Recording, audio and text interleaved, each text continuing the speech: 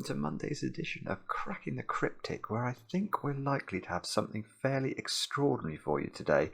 I've just been staring at this puzzle. It got sent to me by the testers today, and I've been having a look at it before I turned the webcam on, just because when I opened it I was so struck by it. It's got incredible symmetry, this. It's very, very, very weird that this has a unique solution, because if you look at it, we've got these circles in the grid, each of which has an arrow emanating from it. But the arrows are completely rotationally symmetric, so if you were to imagine you flip the grid round 90 degrees, the grid would be identical. The black dots would all rotate onto themselves as well. So the only thing I can see in this puzzle breaking the symmetry is this arrow. And that's fairly amazing. So this arrow is going to somehow stop this puzzle being, or having many, many solutions. And yeah, I'm just sort of fascinated by it, to be honest. But anyway, we'll get to that in a moment. Oh, we've got a low-flying plane going by overhead. Maverick is buzzing by our control tower, as he so often does. But apologies for that. I have got my window open today because I wanted to get some fresh air into my room. By the way, I can't remember if I told you who made this puzzle. It's called The Struggle, anyway. I'm not sure why it's called The Struggle, can't see that. And it's by Jeet Sampat. Now, Jeet's appeared on the channel many times before, always with wonderful constructions. And I suggest that this one is going to be yet another one. My only news today is just to encourage those of you who are patrons of the channel over on Patreon to have a go at our monthly competition. It came out on the 1st of April. We've had well over 1,000 correct entries so far, which is stunning. And I think last month we got over 2,000. So there's still plenty of time to beat that record. You've got until the 20th of April to get your answers in. And if you're not a patron of the channel, do consider it. It is the best Sudoku club on earth, and it's just a couple of bucks a month. Now, let me read you the rules of this one. They are as follows. Normal Sudoku rules apply. Cells separated by a black dot must contain digits in a 1:2 ratio, i.e. one digit will be double the other. So let's look at this black dot here. Let's imagine this cell was a 2. Now this square would either have to be a 4 or a 1. That's how black dots work, because now you can see 1 is obviously is half 2, and if this was, if this was a 4 instead, 4 would be double 2, so we'd always be maintaining this 1:2 ratio. Digits along an arrow must sum to the digit in that arrow's circle, which is, so let's have a look at this. Let's have a look at this arrow, which is the disambiguating arrow. So let's say we got a 3 here and a 5 here. 3 plus 5 would equal 8, and that would be how the arrow works. So just add up those cells to get the answer and put the answer in the circle. And I can't remember if I said this, but not all black dots are given. So that just means that, for example, it's perfectly possible for this to be a 4 and an 8, although you can see 8 is double 4, and there could be a black dot here. There doesn't need to be. So all we're told is positive information about these 4 dominoes in the grid. So do have a go. The way to play is to click the link under the video as usual. Now I get to play. Let's get cracking. And I mean, I can see quite a lot quite quickly here. The first thing to note is that any logic that I apply to any of these circles or arrows in the first stages of this puzzle, I can obviously apply to every single one of them because they're totally symmetrical. So by noting that this arrow here, the minimum we could put on it would be 1, 2 and 3, and therefore this cell here must be at least a 6. That logic must apply to every arrow. And then I can see that we've got these short stubby arrows pointing into box 5 emanating from each of these circled arrows. So those squares are 6, 7, 8, 9, and I think we're going to have to get colouring straight away, because obviously now, because of these little short stubby arrows reflecting their circles into box 5, these digits must all be different, and that means these circles must all be different. Therefore they all deserve a different colour. So let's put some colours into the grid. We'll use green there, we'll use purple there. There we go, and we've got something pretty going on. Now what do we do?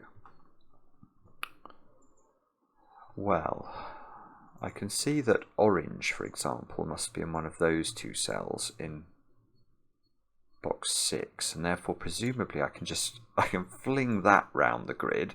So purple, whoopsie, purples must be in one of those, greens must be in one of these. I don't think there's a way of telling which of these is the orange one, though, is there? And therefore, by analogy, purple, green, and blue cannot be determined either.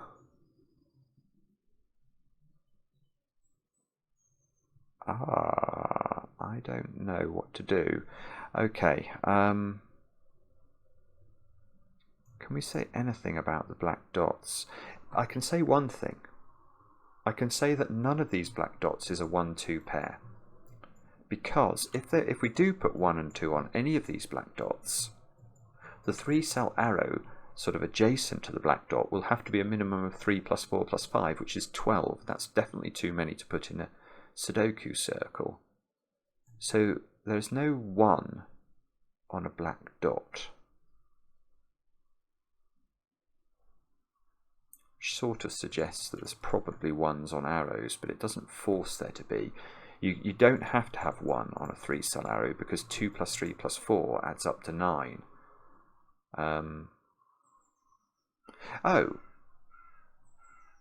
okay, that actually doesn't work here, does it? You can't put 2, 3 and 4 on any of these arrows, because if you do, how are we going to fill the black dot now? You can't.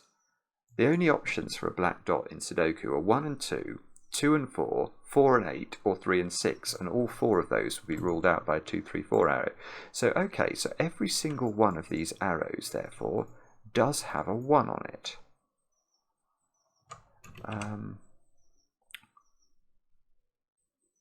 So whichever one of these is 9, and one of them must be 9 because they're all different digits, the 9 version is going to be 126 or 135. Don't know what that's doing actually. No, I don't think I do. I was wondering if I could interact that somehow with the black dots, but I don't think I can. What about the 8 arrow? One of these circles is an 8. Now the 8 arrow is either 134 or 125. Now 134 is surely problematic because it rules out 1 2, it rules out 2 4, it rules out 4 8, and it rules out 3 6. So the 8 arrow, wherever it lives, is a 125 arrow. So let's go through this. The 6 arrow is going to be 123. The 7 arrow is going to be 124. The 8 arrow is going to be 125. And the 9 arrow is ambiguous. It's either 135 or 126. Right, and if it's 126, it goes with 4 8 on its black dot.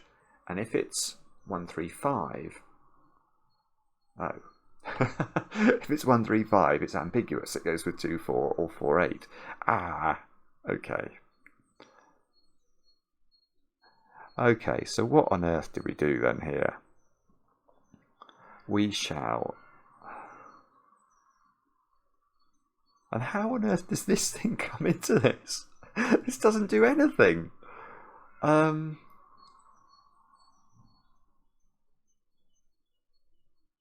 Is it to do with what we can't put on arrows and black dots? Like...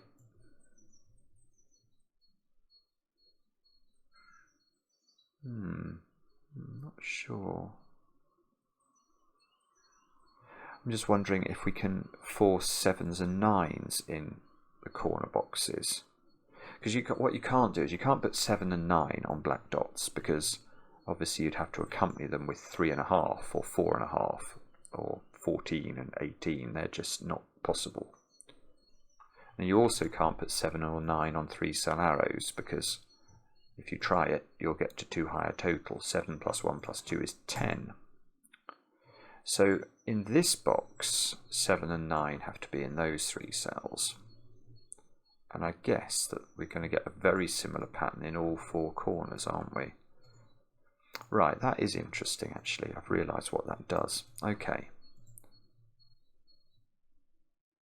So this is interesting because this is like an empty rectangle type puzzle or type pattern.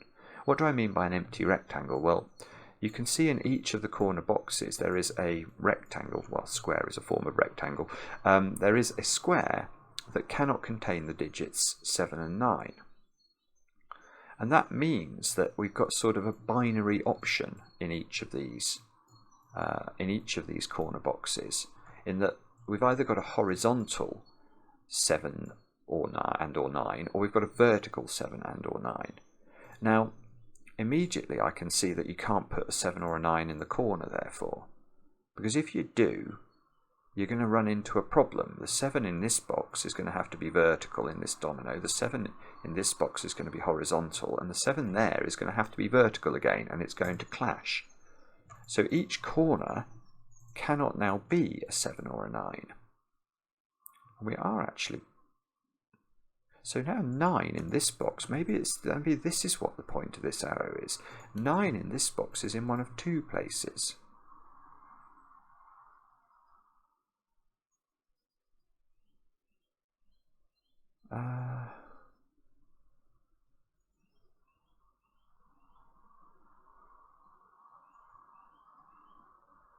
So I'm just wondering actually about that. That is a bit interesting. Yeah, got it. Right, I can place a digit in this mad puzzle. This puzzle is mad, but it is very, very clever. Look, 9 here doesn't work, because if you put 9 here, it propagates itself around the yellows into those cells. And unless I'm mistaken, I don't think I am, I think as the moment the 9 sees one colour, because of the rotational symmetry, 90-degree rotational symmetry, you can immediately just state it's going to see every single colour, and it is. So this 9 sees the purple horizontally, so this 9 is going to see the orange vertically, that 9 is going to see the blue horizontally, and that 9 is going to see the green vertically. So that would rule 9 out from these 4 digits. Well, if I've ruled 9 out from those 4 digits, one of the digits is going to have to repeat, and that won't work. So that means this is not 9, and that's what this arrow is doing. So it's allowing us to place 9 in the puzzle. So this is a 9, which means there's a 9 here, there's a 9 here, there's a 9 here.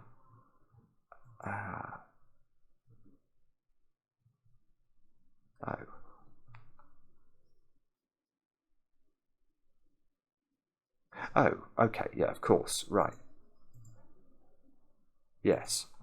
Okay, so I ruled 9 out of here because it can't be on an arrow, because this would have to be a double-digit number. But I can just apply this logic to 7 now. You can't put 7 here for exactly the same reason you can't put 9 there. If you put 7 there, you're ruling 7 out of all these cells.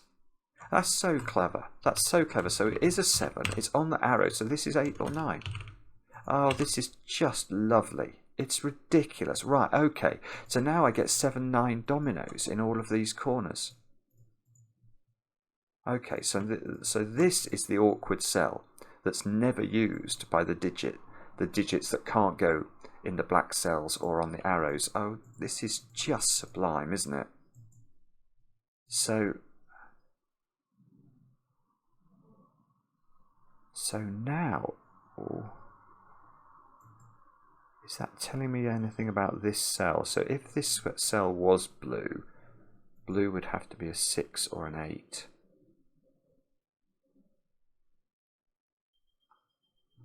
But I don't think that has to be blue at all. I think this could be blue, and then we wouldn't know anything about it.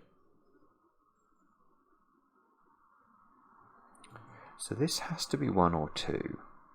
Oh no, I was getting excited about maybe I could do something with 1s, but only if this cell's not a 1. Then I could have eliminated a 1 from this cell, and that would have forced this to be 9.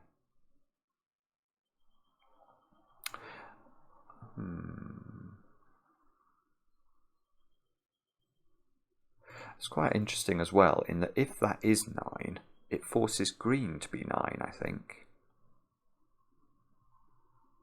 Oh, green can't. Oh, that's... Oh, for goodness sake, G. That is so clever. Good grief. Right. Right, I understand. That is not 9. That's not 9 because it sees orange, it sees purple, it sees blue all through the medium of Sudoku, and green is in one of those two cells where it sees 9s. So it's not possible for this to be a 9. You couldn't place 9 in any of the coloured cells. So that must be 8, and that must be 1. And that's not, these are not 1 therefore. Right, so one in this box is in here, so it's not there. So this is a 1. And therefore this is not a 1.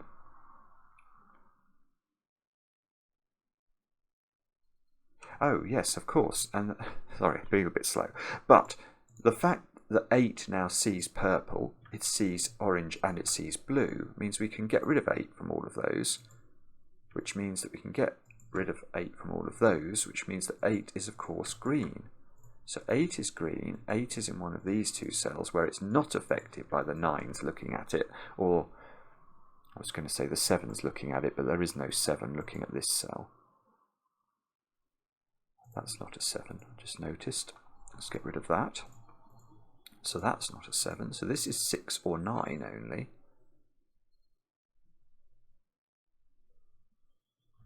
And hang on a moment, I just need to work out, that gets greened.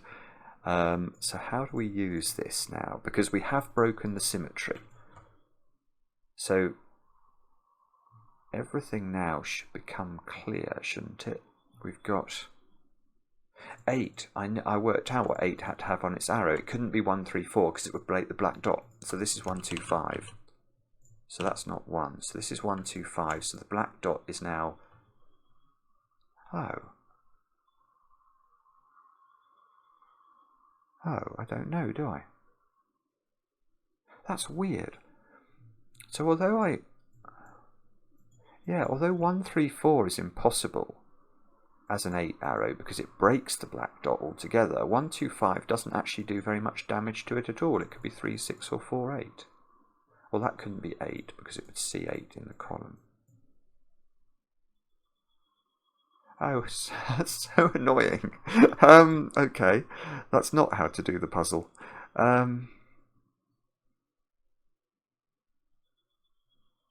So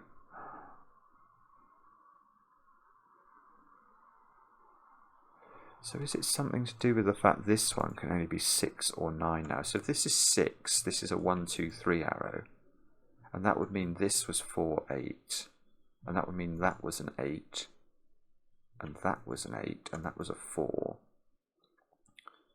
So it would do an immense amount of work if this was a 6. Now if this was a 9, this arrow, this is where it gets tricky with the 9, because the 9 can be 1, 2, 6 or 1, 3, 5. Or did I rule out 1, 2, 6? No, I didn't. 1, 2, 6. No, 1, 2, 6 can go with 4, 8. And 1, 3, 5 has 2 options. It can be 2, 4 or 4, 8. So this... Oh. Okay, so maybe this is not where I meant to look. Maybe it's the fact that this has to be 1, 2, 5. So if that's got to be 1, 2, 5, this is either 3, 6 or 4, 8. And whatever it isn't has to go in those two cells. So these squares are either a 3, 6 or a 4, 8 pair. Which I don't think does very much. So if that's 3, 6, that's not 3, 6.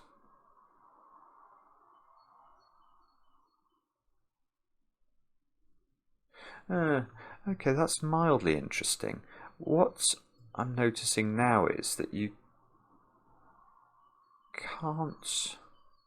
can only repeat one of the black dot patterns once. So if we look at these black dots together as a set and say how many times could we have this, whatever this one happens to be, how many times could it appear in the ring of black dottageness? Well, the answer is only once. It could appear up here, but no more than that, because obviously whatever's in here, imagine this is 3, 6. That can't be 3, 6 because this digit can't be 3, 6. And if this is 3, 6, that can't be 3, 6 because this wouldn't have a value. So now we know we're not allowed to use 1 and 2 on a black dot because that breaks the arrows. So the options for black dots in this puzzle are 2, 4, 4, 8 and 3, 6. So one of them must repeat. So one of these black dots, or 2 of them, have to be opposite each other in this puzzle.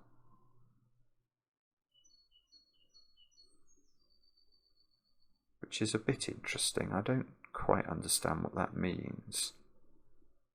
Can I...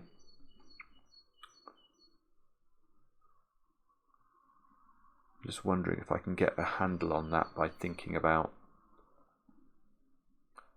all the options for the various arrows we've got. So we know we've got a 6, 7, 8 and 9 arrow. We know approximately what we've got on, well, we know exactly what we've got on the 6, the 7 and the 8. We don't know about the 9. So I was wondering if I could eliminate, say, a 2, 4 from ever being across each other. Because if I could eliminate 2, 4 as being diagonally adjacent, then I would know I'd have to have 4, 8 and 3, 6 diagonally adjacent, which would be quite big. So if you have 2, 4 diagonally adjacent, and they would have to be in these positions because this can't have a 2 on it. If you have 2, 4 across each other like that. Oh no, but you don't have to. You could just have 1, 2, 4. No, I'm talking nonsense. Ignore me. Ignore me. I'm pretty sure you can't have 2 4s opposite each other anyway, because you'd need to have... Well, then you couldn't. Yeah, you couldn't. Yeah, you'd have to have 9 here and 9 there, which wouldn't work. 3, 6. 3, 6. Yeah, okay. The other interesting thing I've just noticed is if that's 3, 6, none of these can be a 3, 6. Not even this one. Because if this was 3, 6, this couldn't be a 6 arrow because it would be 1, 2, 3, and the 3s would clash. And it couldn't be a 9 arrow because the 2 options for the 9 arrow are 1, 2, 6 and 1, 3, 5, neither of which work. So if that is 3, 6, 3, 6 is not a repeater.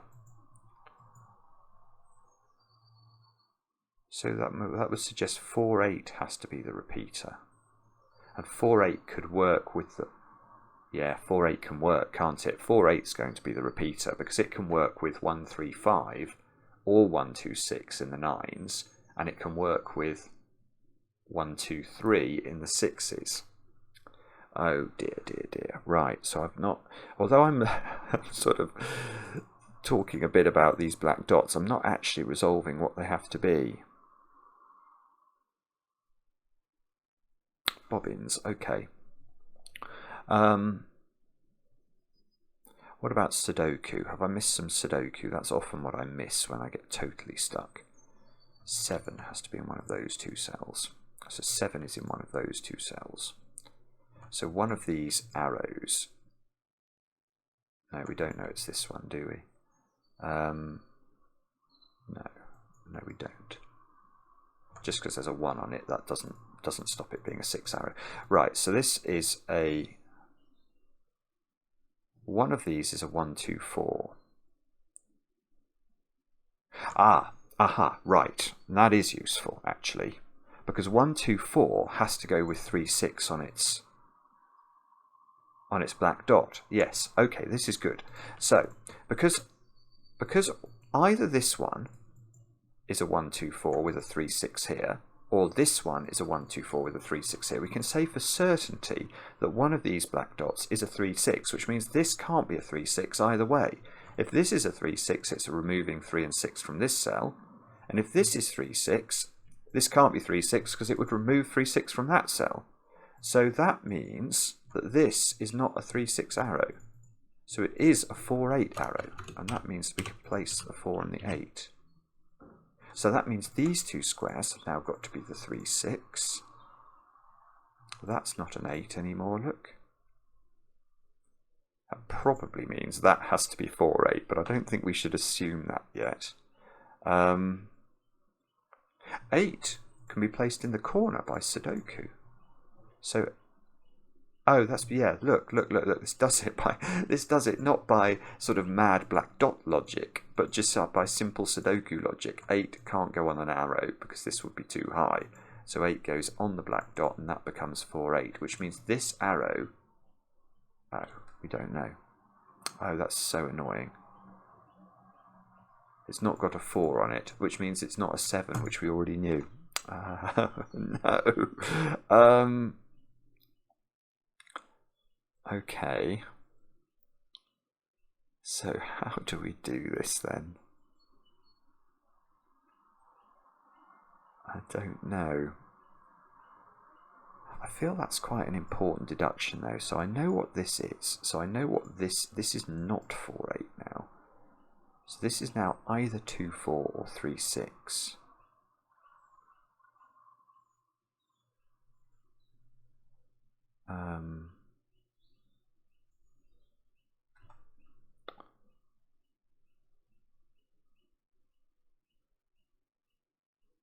So actually that might be helpful. Sorry, I'm going to come back to that in a moment and think about that in the context of this, because I think that does put pressure on this circle.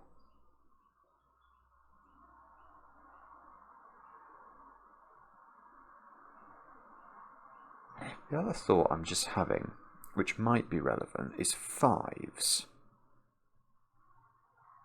Because 5 in this box now can't ever go on a black dot, so 5 is in one of those cells. So that's not 5. I don't think it's quite working hard enough though, is it? Now does that logic go round the grid? A little bit. 5, oh no, it doesn't. 5 can be on there because 9 can be 1, 3, 5. Oh dear. Yeah, and we don't get useful empty rectangles by thinking about 5s, do we? These don't sort of look at each other in the same way that the beautiful 7s and 9s all like to admire each other's sort of comeliness. We've got the 5s positions are all weirdly offset, so I don't think we can actually do anything with that. Right, okay, so I've got to think again. So I've got my 4, 8 here. Oh, look, now I know it's something simple. Something very simple, in fact, which was much more simple than what I was about to do here, is to note that this 4 puts a 4 on that domino. So that's got to be a, oh, no, it's not 4, 8, it's got to be 2, 4. There's an 8 in the corner. So if that's 2, 4, this can't be 6 because that would need a 1, 2, 3. The 2 would be clashing. It can't be 7 because it would need 1, 2, 4. So that's the 9. So that's the 9, that's the 6, that's the 6, and that's the 7, and that's the 7. My goodness me, now we should be in business. Yeah, this can't be 1, 2, 6, this arrow. So that's got to be 1, 3, 5, and we've got a 3, 5 pair, and whatever this digit is a 6, just by Sudoku. Whoa, this could be in, oh yeah, 7 I can just place by Sudoku there. So that loses its ability to be blue. This one doesn't need its grey flash anymore. That gets bluified. 9 is a purple digit. 6 needs 1, 2 and 3 on its arrow, so we can put that in. So those squares have got to be 5 and 6, which means there's a 6 looking at this. So that's 6, that's 5. That's not 1. Is that somehow going to resolve everything? This 7 is looking at this 7 and 9, so we can put those in and colour them appropriately. This 4, 8 is looking at this 2, 4, so that's resolved. This 2 is looking at that 3. Oh my goodness. 5, 3, that's a 6 by Sudoku. That should be a 5 by Sudoku. This is a 2, 3, 4 triple, which doesn't seem to be resolved yet. 2s and 4s, 4s and 8s. Does that mean this has to be, I think I want that to be 3, 6. Yes, and in fact the arrow is telling me, isn't it? Because because the arrow must be 1, 2, 4, which means 3, 6 is on this arrow or on this black dot. That's not a 4 by Sudoku. And we can fill 9 into this cell by logic. There's a 7, 9 looking at this. Why is this 7, 9 not resolved? I don't know. But anyway, that 9 there, that 7 there means we can purplify those. Let's do that like that. They are both 9s. This 7 becomes whatever 7 colour is, it's blue. Let's fill it in. 1, 2, 4 here. So these squares have got to be 5 and 8. Wow, the 5 gets placed. And the 8 gets placed, and that places the 8 here, which is rather cool. Oh, I tell you something I'm noticing. I don't know if this is important or not, but always these digits seem to be appearing not on the perimeter as we're going round. So this 8, this 7, could we do the same with the 6? Yeah, we can. Look, the 6 can't go there because it's got a 3, 6 pair looking at it. So there's some weird symmetry thing going on with these digits as we work round the grid here. Those squares are now 1, 2, 4 triple. 3 and 6. Hang on, how does this get resolved? How do we resolve this 4, 8? Oh, we do it with the simple Sudoku. We'll do it. Let's greenify that. We probably can get rid of our red highlighting now. Can we get that 8? We can highlight it. 3, 6 here. Do we know the order? Probably, but I can't see how to do it.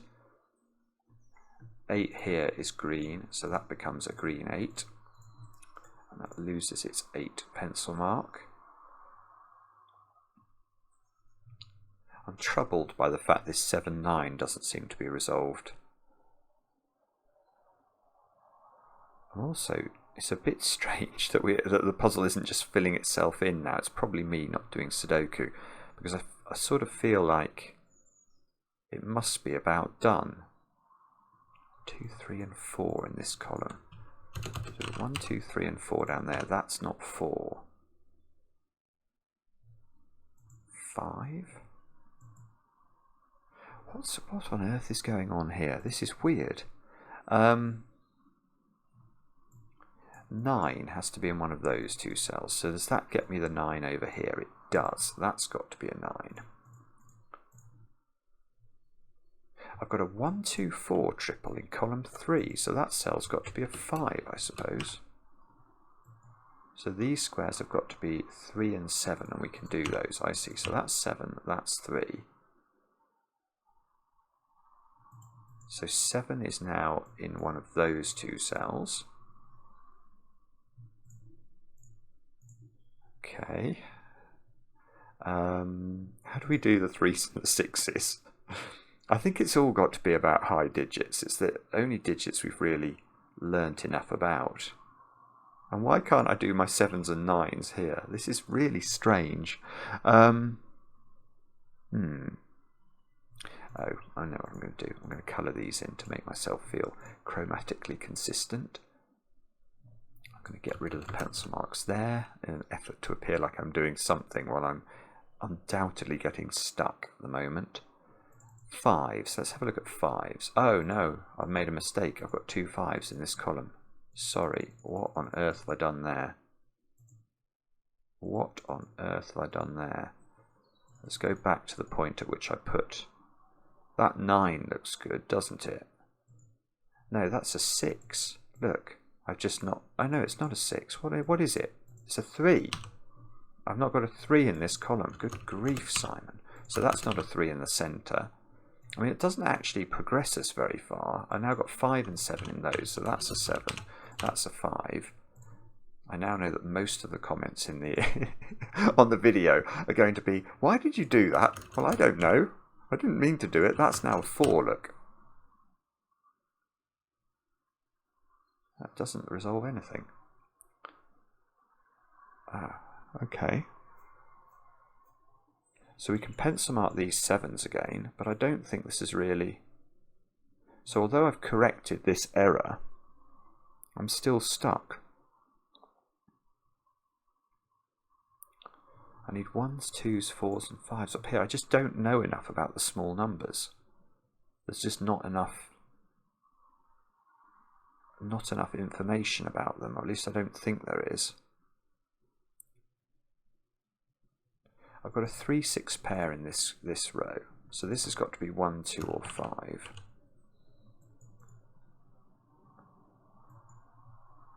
Sixes? Let's colour in all the 6s. Colour in all the 8s. Oh no, I don't want to get stuck now, I really don't. 5s, let's double click the 5s again. That's what led to the discovery of the error last time.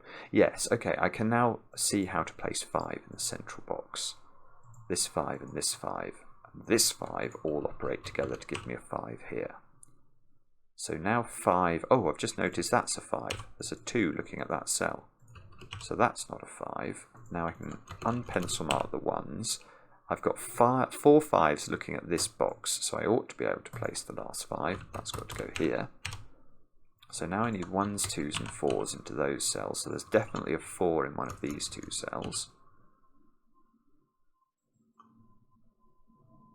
Still. Right, this column maybe 2, 3 and 4. 2, 3 and 4, 2, 3 and 4. So one of these is a 6. Do we know which one? Hang on, 5. Yeah, okay, this becoming a 5 has allowed me to place a 5 here. That places my 6 here. That 6 deserves a colour. That loses its 5 ability. I've got a 1, 2 pair and a 3, 6 pair. I've got a horrible feeling I've broken this. This doesn't look right at all. I don't see how I'm ever going to disambiguate all of these 1s, 2s, 3s and 4s. How am I going to do this? This 7, 9 as well is troubling me. Oh, yeah, this column. That looks like it might be a naked single. Yes, it is. What can this digit be? The answer is none of these digits, but it also, look, can't be 3 or 7. So that is a 9, and that makes me feel better about the world down here. So that finally, I think, finishes off all of the high digits. So, whoopsie. So I want to colour that one in, and this one. So 9's become purple, 7's become blue, 7's become blue, 9's become purple. But that hasn't... Ah, this digit now is a 3. Okay, maybe that's it. Removes 3 from here. This one's a 1 or a 2. What on earth is going on? Maybe... This 6 is giving me the 6 and the 3. So that's giving me the 6 and the 3. And that's good in a way. Because at least now those are all disambiguated. The 3s are... No, I've got no 3s in the central 3 columns. None. So they're not going to work.